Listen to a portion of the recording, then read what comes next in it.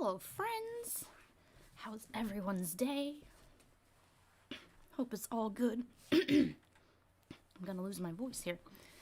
Had a pretty good day. Got some stuff done. Yeah. Yeah, today we're gonna finish up Exodus and then we get to move on to Leviticus. That's gonna be fun.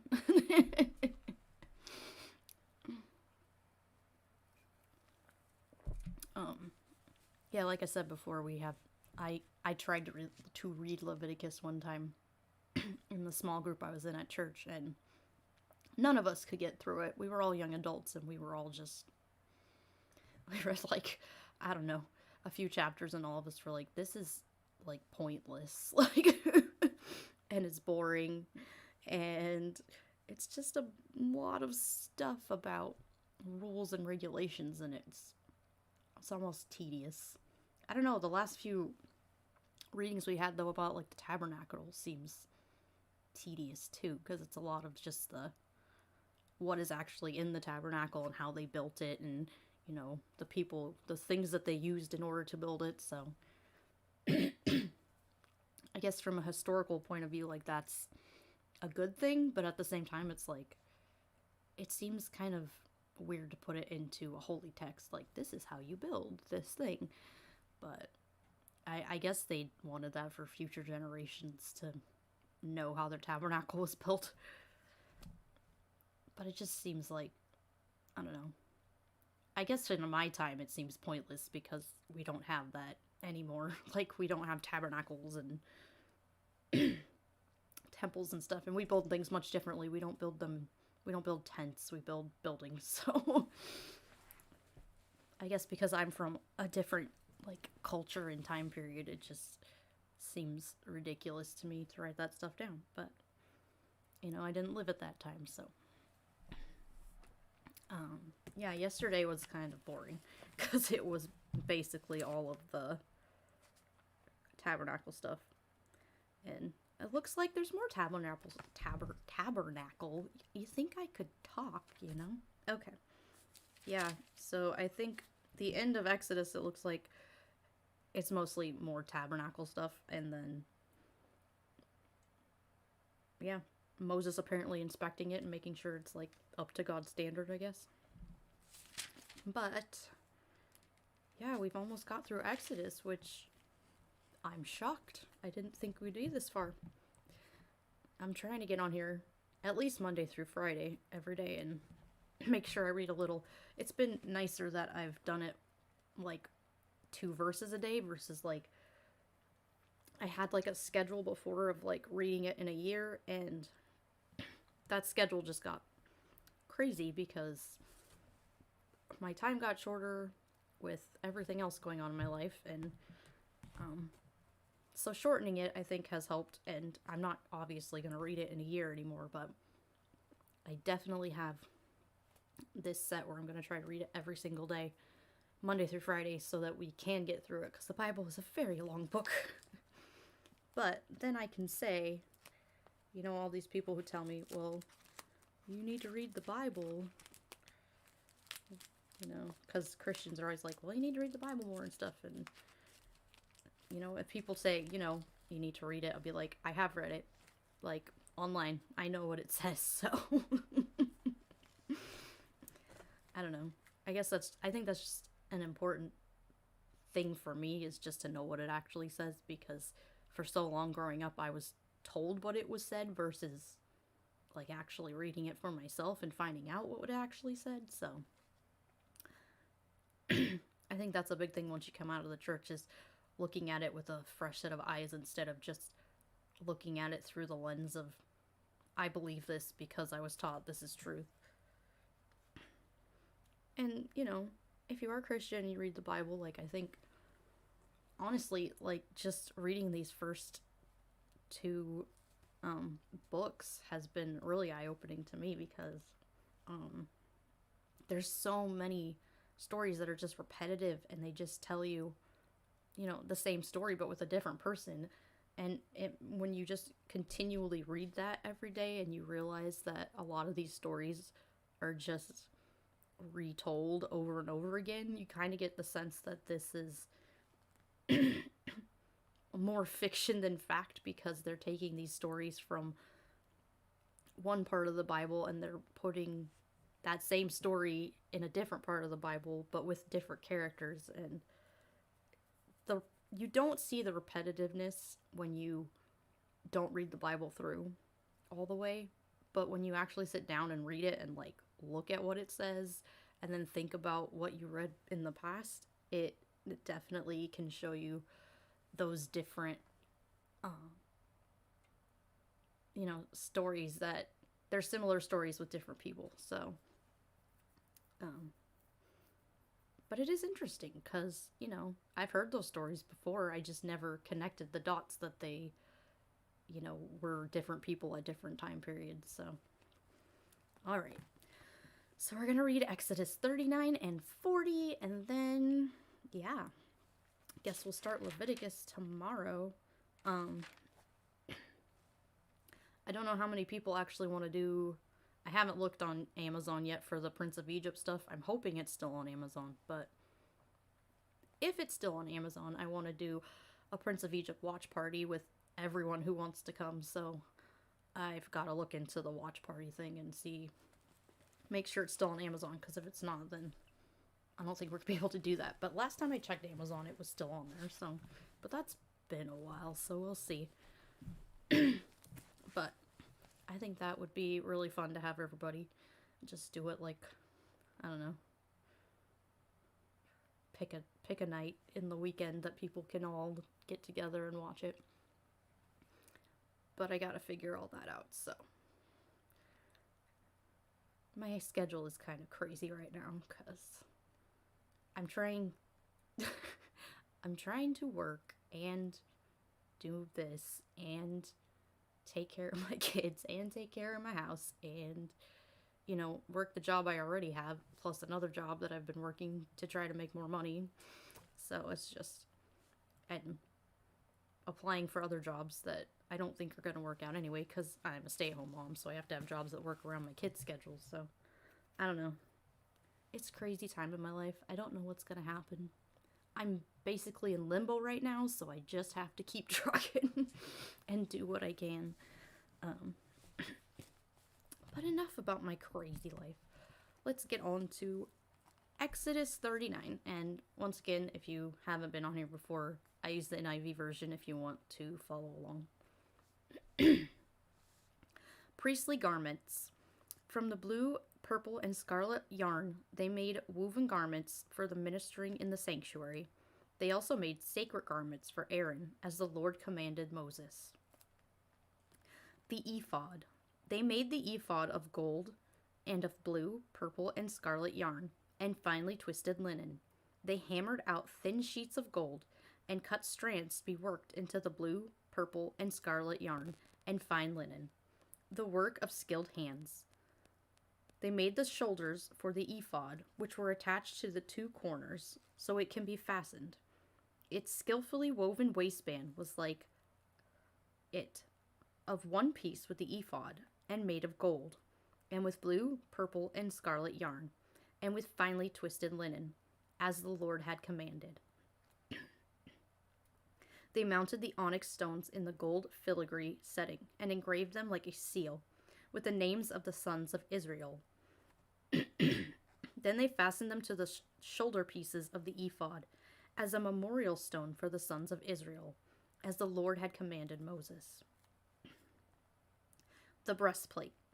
They fastened the breastplate, the work of skilled craftsmen. They made it like the ephod, of gold, and of blue, purple, and scarlet yarn, and of finely twisted linen. It was square, a span long and a span wide, and folded double. Then they mounted 4 rows of precious stones on it. The first row was carnelian, chrysolite, and beryl. The second row was turquoise, lapis lazuli, and emerald. The third row was janis, agate, and amethyst. The fourth row was topaz, onyx, and jasper. They were mounted in gold filigree settings. There were 12 stones, one for each name of the sons of Israel, each engraved like a seal, with the name of one of the 12 tribes. For the breastplate, they made braided chains of pure gold, like a rope. They made 2 filigree settings and 2 gold rings, and fastened the rings to 2 of the corners of the breastplate. They fastened the 2 gold chains to the rings at the center of the breastplate, and the other 2 of the chains to the 2 settings, attaching them to the shoulder pieces of the ephod at the front. They made 2 gold rings and attached them to the other corners of the breastpiece, on the inside edge next to the ephod. Then they made 2 more gold rings and attached them to the bottom of the shoulder pieces and on the front of the ephod, close to the seam just above the waistband of the ephod. They tied the rings of the breastpiece to the rings of the ephod with blue cord, connecting it to the waistband, so the breastpiece would not swing out from the ephod, as the Lord commanded Moses. Other priestly garments. They made the robe. I can't talk sometimes. Okay. They made the robe of ephod entirely out of blue cloth, the work of a weaver, with an opening in the center of the robe like the opening of a collar, and a band around the opening, so that it would not tear. They made pomegranates of blue, purple, and scarlet yarn, and finely twisted linen around the hem of the robe. They made bells of pure gold and attached them around the hem between the pomegranates. The bells and the pomegranates alternated around the hem of the robe. I can't say robe today, apparently. To be worn for ministering, as the Lord commanded Moses. For Aaron and his sons, they made tunics of fine linen, the work of a weaver, and the turban of fine linen, the linen caps and the undergarments of finely twisted linen, the sash of finely twisted linen, and blue and purple and scarlet yarn, the work of an embroiderer, as the Lord commanded Moses. They made the plate, the sacred emblem, out of pure gold and engraved on it, like an inscription on a seal, holy to the Lord. Then they fastened a blue cord to it to attach to the turban, as the Lord commanded Moses. Moses inspects the tabernacle. So all the work of the tabernacle, the tent of meeting, was completed. The Israelites did everything just as the Lord commanded. Then they brought the tabernacle to Moses, the tent and all of its furnishings, its clasps, frames, crossbars, posts, bases, the covering of ramskin dyed red, and the covering of another durable leather, and the shielding curtain, the ark of the covenant law with its poles, and the atonement cover, the table with all of its articles, and the bread of presence, the pure gold lampstand with its rows of lamps and all of its accessories, the oil of light, the gold altar, the anointing oil, the fragrant incense, and the curtain for the entrance to the tent, the bronze altar with its bronze grating, its poles and all of its utensils, the basin with its stand, the curtains of the courtyard with its posts and bases, and the curtains to the entrance to the courtyard, the ropes and the tent pegs for the courtyard, all the furnishings for the tabernacle, the tent of meeting, and the woven garments worn for ministering in the sanctuary, both the sacred garments for Aaron the priest and the garments for his sons while serving as priests. The Israelites had done all the work just as the Lord commanded Moses. Moses inspected the work and saw that what they had done just as the Lord had commanded. So Moses blessed them. That's so much stuff, dude. It is weird because I think about like the ephod and like the priestly garments and stuff, and it's like, how can you look at that and not think like cult? It's very, I don't know, it feels very cult-like to me when I see those garments that they have. Like sometimes they have those kind of like illustrations in like the kids' Bibles and stuff, and you just look at it and go, this is weird. Like, but okay. Setting up the tabernacle. Then the Lord said to Moses, set up the tabernacle, the tent of meeting, on the first day of the first month. Place the ark of the covenant law in it and shield the ark with the curtain. Bring in the table and set out what belongs on it. Then bring the lampstand and set up its lamps. Place the gold altar of incense in front of the ark of the covenant law and put the curtain at the entrance to the tabernacle. Place the altar of burnt offerings in front of the entrance of the tabernacle, tent of meeting. Place the basin between the tent of meeting and the altar and put water in it. Set up the courtyard around it and put the curtain at the entrance of the courtyard. Take the anointing oil and anoint the tabernacle and everything in it. Consecrate it and all of its furnishings, and it will be holy. Then anoint the altar of burnt offering and all its utensils. Consecrate the altar, and it will be most holy. Anoint the basin and its stand, and consecrate them. Bring Aaron and his sons to the entrance of the tent of meeting, and wash them with water.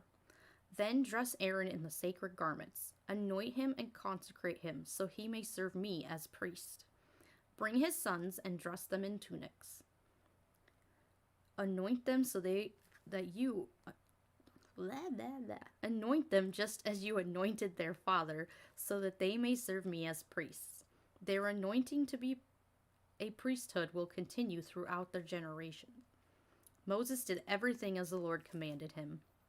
So the tabernacle was set up on the first day of the first month in the second year.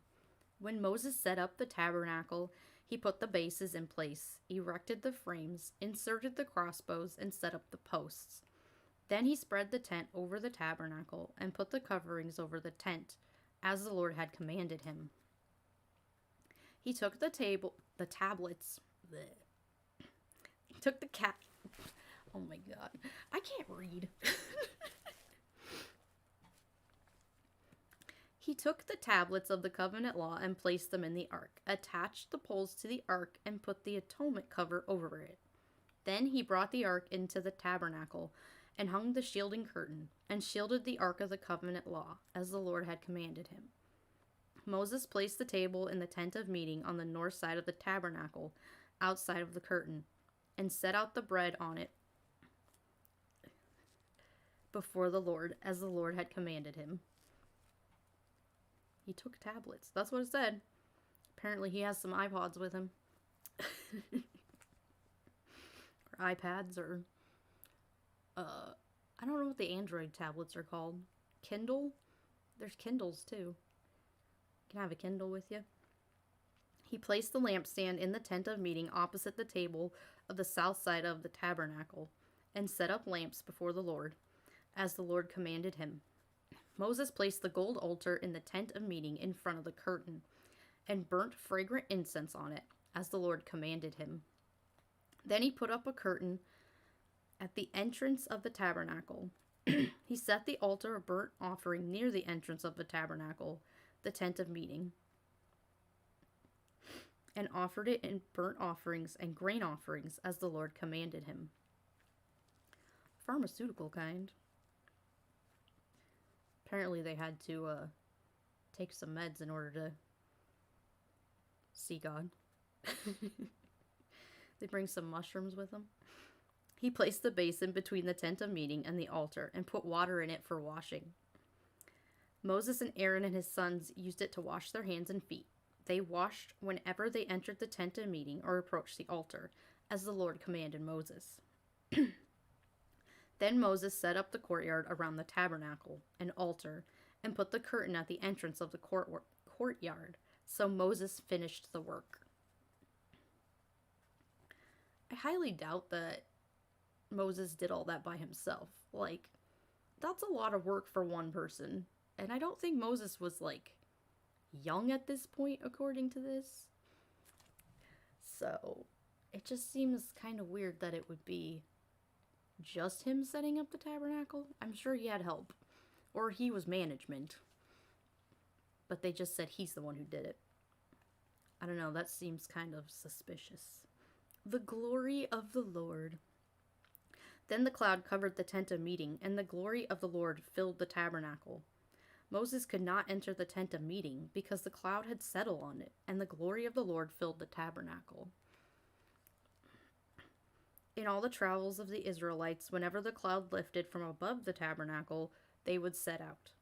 But if the cloud did not lift, they did not set out until the day it was lifted. So the cloud of the Lord was over the tabernacle by day, and fire was in the cloud by night, in the sight of all the house of Israel during their travels. Dun, dun, dun. Moses was management. He just sat back and watched everybody work. I don't know, like, reading about Moses and his character, I don't really feel like he would be someone that would, like, work. He seems kind of spoiled, and he seems like he has some major, like, anger management issues, so I feel like he would be, like, the one in charge and telling everybody what to do, and if you didn't do what he wanted, then he would just kill you. So, but who knows, you know? I mean, there is what is it? When's that? He's a project manager. Yeah. I don't think we've read the part yet where it was like Moses was the most humble or whatever. They said that's later in the Bible. But supposedly, you know, Moses had written that. And they're like, yeah, wouldn't someone who was not like that actually write that? Like, you don't write that you're like the most humble, whatever, servant of God. When there's clear evidence in the Bible that you have an anger issue. Like, you throw tablets and you scream at people and you kill people for, you know, not worshiping your God. So, just saying.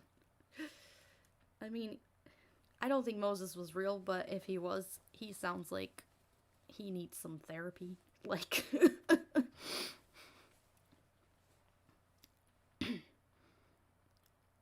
oh yeah, every plant and herb. Was it in the Garden of Eden? Didn't they say, like, you can eat anything? Or maybe that's later, where it's like, God gave you all these plants, you can eat anything.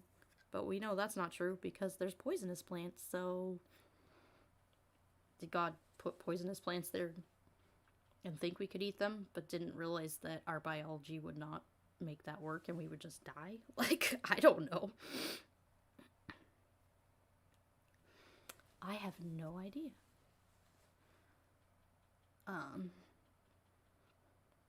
Yeah, that's interesting.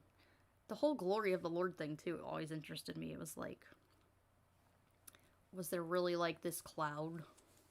Well, I doubt it, because I don't think these stories are real, but, like, where did they get this idea that there was, like, this glowing cloud that they would follow, you know? Like, that's just... It's an interesting concept, and it makes you wonder where people think about these things and, like, how they interact with the world around them.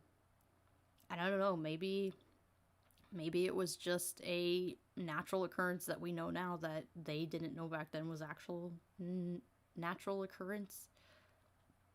But it seems unlikely with, like, I don't see a lot of glowing clouds around. And especially not, like, on an actual tent. Some sort of joke. Yeah, who knows? I think that's the thing, too, is, like, only certain people were allowed into that building. It's the same with the temple. It's like, if only certain people were allowed in these buildings, like, they can say whatever they want was happening in there. But what was actually happening in there, you know? Like, what was actually going on behind the scenes? It sounds to me like the priests were very much just there to trick people into giving them food. So they could just gorge themselves, and then the Israelites starve and whine about it.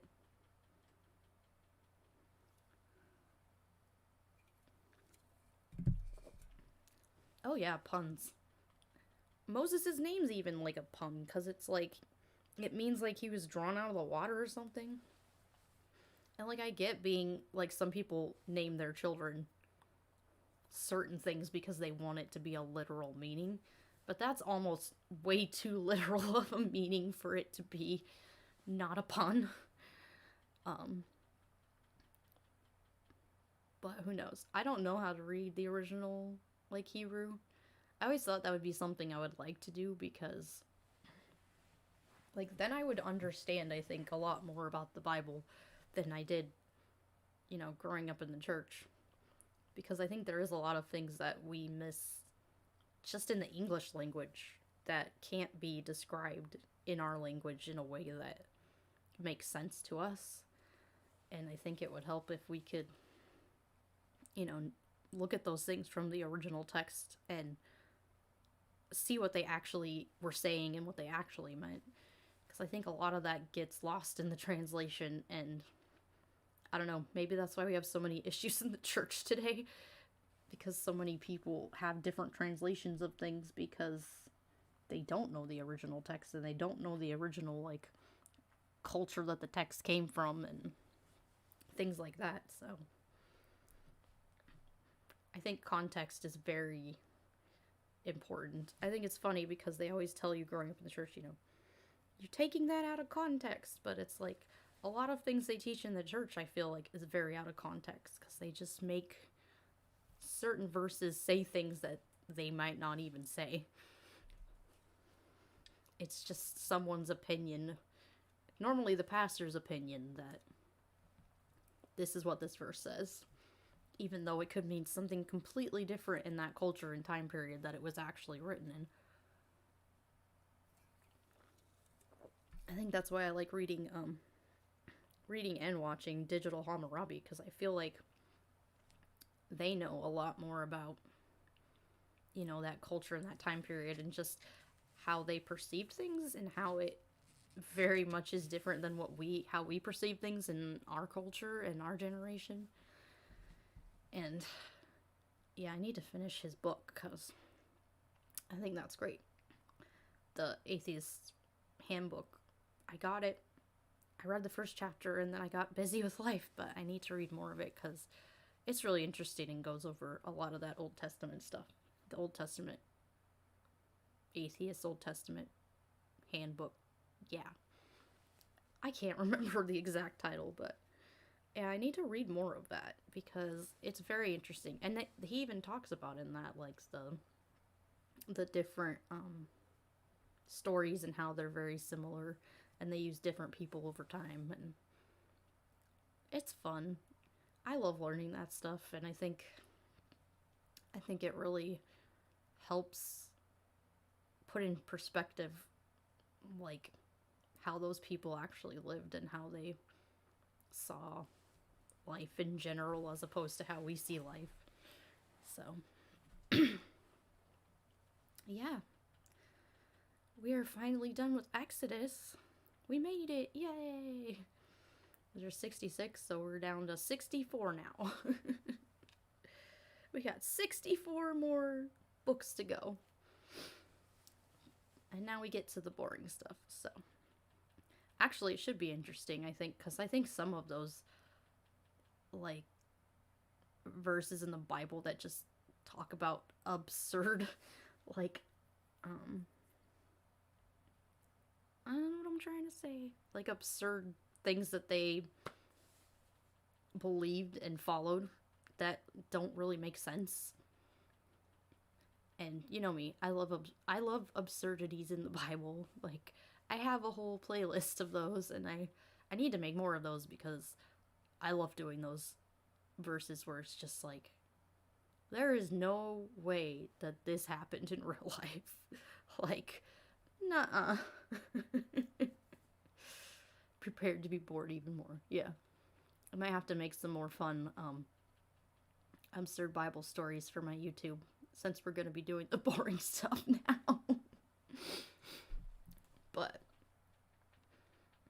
yeah, I don't know. Some of that stuff you just can't even wrap your head around it. I think my favorite one was making the Samson one, where, Samson gets married and then he, like, kills a lion with his bare hands, and then there's, like, honey that bees made, and then he does a random, like, poem or riddle that people have to figure out, and they can't figure it out, so they ask his wife, and she tells them, and then he ends up killing a bunch of people and giving the clothes to those guys, even though they cheated. Like, it's just, the more the story goes, the crazier it gets. And then he ends up, like, burning down, was it a vineyard or something, with foxes that had fires that he put on their tails. And I don't know, that kind of stuff is, it's so out there. I'm just, it's crazy, but at the same time, like, I love that stuff because I love to make videos about just how crazy that stuff is and how absurd it is. Like, if I read this in a fiction book, I would totally believe that it was a made-up story, but reading it in a book that's supposed to be truth just blows my mind. Like, how can grown adults believe that this thing actually happened? But, you know, I was a grown adult who believed these things happened until I was like 28 or 29, so, you know, I think a lot of it is just being raised in it and not questioning and not being allowed to question. I think once you're actually allowed to question and you're actually allowed to look into those things, you realize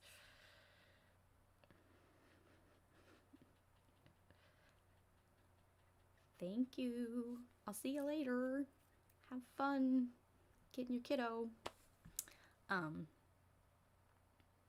Yeah, look at, the South and like Texas and stuff, the war on women, that is very much based in Christianity and fundamentalism and taking away women's rights and not allowing them to have, birth control or abortions or anything they might need in order to protect themselves.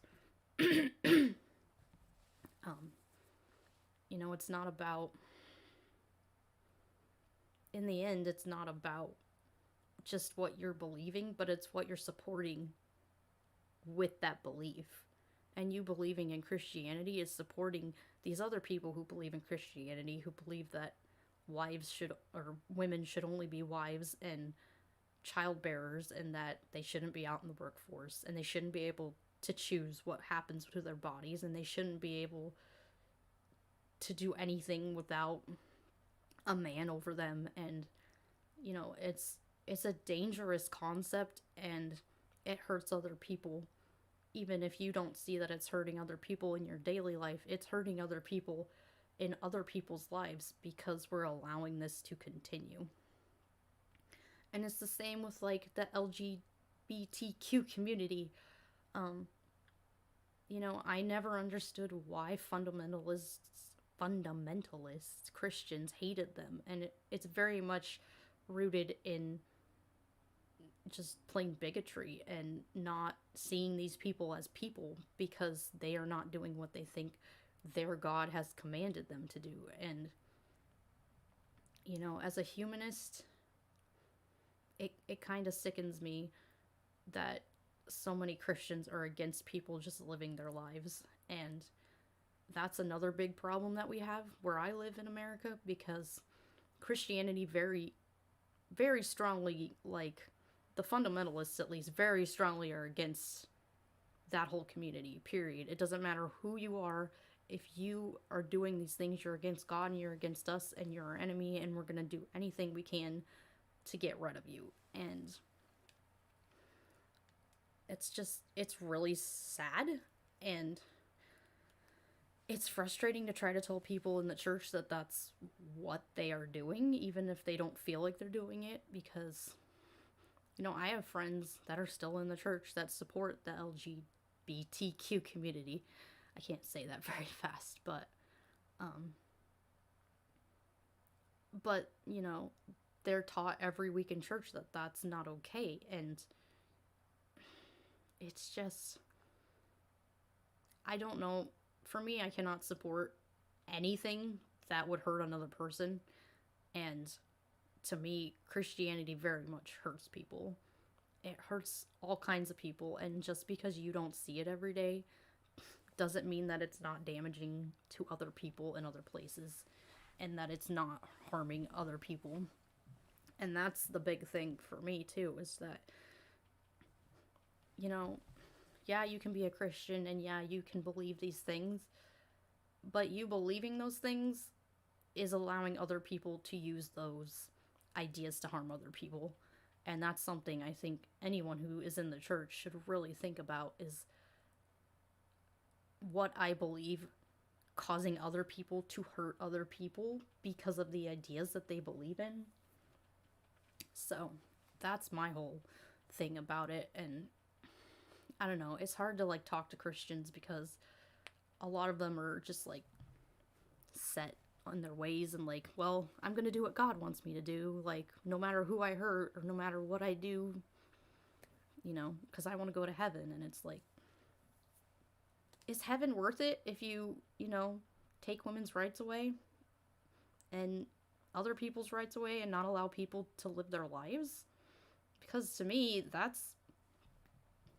I don't think it's worth it. Like, it's not worth it to hurt other people. It's not worth it to treat other people like they're less just because they don't follow what you believe. It's frustrating, and it's hard to tell people that because they're like, well, I'm not hurting anyone. I just believe what I believe. And it's like, but that's not true, and that's the problem.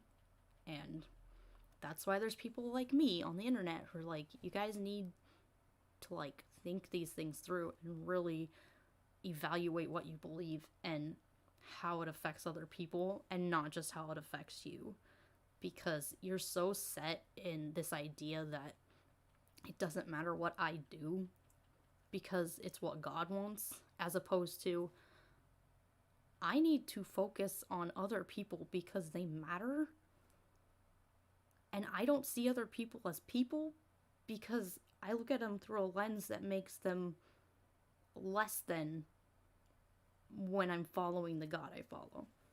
Which I don't think anyone should follow a God who would make you feel like anyone else is less than someone else, because they're not. Everyone is equal and everyone should have basic human rights. And, religion hinders that in so many ways. And it's not just Christianity. I'm not just picking on Christianity. I have come from a Christian background, so I know a lot more about that. And I know that this is a problem, and this problem needs to be fixed. And it's not going to be fixed until people can take a step back and say, people matter more to me than my religion or where I'm going to go when I die. Like, and to me, I guess for me, it's not a big deal because, I look at it and I go, you know what, when I'm dead, I'm dead. So what matters now is what I do here and how I help other people here and how I treat other people here. And that's the most important thing. And that if I'm not treating people with respect and love and not seeing who they are and not having empathy for other people simply because they don't believe the same thing I do, that's a problem. And that has caused so much tension and so much hate and so much bigotry in our communities. It's sad and it's frustrating. And atheists like me who are out here, we don't want people to have to give up their beliefs, but we want people to look at their beliefs in a more critical way in order for them to understand where we are coming from. Because as humanists, the most important thing to us is that other people matter. Other people deserve to have the same rights as everyone else. Other people deserve to have, the ability to live their lives. And religion destroys all of that. It destroys the ability for people to live their lives. It destroys individuality. That's a huge part of religion, is taking your individuality and making you like a part of a collective. It's like the Borg, like they're coming for you. And if you are trapped in the religion, you're part of that, hive mind of these are my people. These are the people that matter to me, versus there are other people out in that world that need food, that need water, that need clothes, that need shelter, that need help getting a job, that need whatever they need. And for me, that's the most important thing. Because when I I look at it, when I'm dead, I'm dead. Like, there's not gonna be some magical, beautiful place I'm gonna go. Like, my brain is going to cease to run, and I am going to cease to exist. So if I'm going to help anyone, I need to help them now, and I need to see other people as people, and not, like I said yesterday, not targets for you to go get so they can go to heaven, or not. I don't know. I guess for me, my whole viewpoint has changed in the fact that people matter, and that other people are people, and not just enemies, them versus us, where the religion looks at them and goes, well, they don't believe, so we either have to try to make them believe, or we have to try to trick them into believing, or whatever it is. It's just sad. And like I said, I feel like it's a waste of time, and it's a waste of your life, because there are so many other things you could be doing with your life, and helping other people, I think, is a huge one, and being there for people who need that support. And I hope, if you are a Christian, that you think about that, and think about how Christianity has hurt people in the past, and how it's hurting people now, and just really think critically about what you believe, and if it aligns with what you actually support. Because I think a lot of times people, they just support whatever, if the belief says you need to support this, they just support it, and they don't have backing for why they support those things. And I have backing for why I support, people having the right to choose, why people should exist, trans people should exist, and LGBTQ people should exist. I mean, trans are part of that, but they should exist, and they should have rights, and they should not be treated like lower class citizens because a book tells you that they are. Yeah, that's my spiel today about people, and just in general. Yeah, so we finished Exodus today, so tomorrow we get to do Leviticus. Yay! Thank you all for joining me. I hope I didn't get too worked up in that spiel about people and just life in general. If you follow me on Twitch, I also have a YouTube channel, Overprotected Atheist. If you follow me on YouTube, I have a Twitch channel, Overprotected Atheist. Overprotectedatheist.com. It's got a lot of my videos and my merch, and a little bit about my backstory and why I left the church. Instagram, Overprotected Atheist. Facebook, Overprotected Atheist. You can follow me on Twitter at OP_atheist. I think that's all of my socials. I'm sure I'm missing one, but I'm a one-woman show right now, so I do all this myself. And I update all that stuff myself, and I do all this on top of being a wife and a mom and everything else in my life. So, thank you all for coming and supporting me and reading the Bible with me and taking some time out of your day to just hang out with me. Tomorrow we'll read Leviticus, and if you are interested in a Prince of Egypt party, watch party, I will look into that and see when the best time is to do that. I'm thinking a weekend. I don't know if we'll do it this weekend, maybe next weekend, we'll see. But yeah, if you guys all want to do that, I'm gonna figure out how to do all that stuff, and hopefully it's still on Amazon so we can, because I like that movie, and I think it fits well with us just reading Exodus. So, yeah, hope everybody has an awesome rest of their day or night or wherever you are. I don't know. It's like 2 o'clock where I am, so things are, I never know. living on the West Coast, you, like, never know. You never know where other people live. And you never know, like, what they think or anything, so... Anyways, I'm just jabbering. I will see you all tomorrow, hopefully around this... Well, we'll see. Maybe around the same time. I'm thinking 1 to 2's working out pretty well, so... We will hopefully be on here by then. If not in the morning. So see y'all guys. See y'all later. Goodbye.